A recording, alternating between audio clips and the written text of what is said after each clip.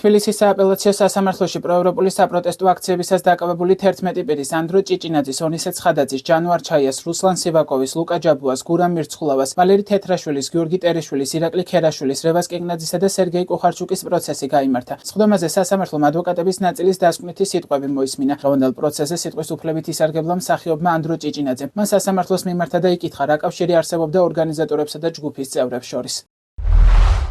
სიტყვა არ წერია საქმეში იმაზე, როგორ მოხდა ეს ყველაფერი, რა კავშირი არსებობს ეგრეთ წოდებულ ორგანიზატორებსა და მონაწილეებს შორის. რიტორიკულ კითხვას დავსვამ, რა კავშირი არსებობდა ორგანიზატორებსა და ჯგუფის წევრებს შორის. იქნება ამ ადამიანებმა სცადონ მაინც და გაგვაგებინონ, რა კავშირი არსებობს, რაც საქმეში დევს იქიდან გამომდინარე ერთხელ და სამუდამოდ გავქცენ პასუხი. მოყვნენ კონკრეტულად ეს როგორ მოხდა, თუ იტყვიან და ლოგიკურ ახსნას მოუძებნიან, ხმას აღარ ამოვიღებ.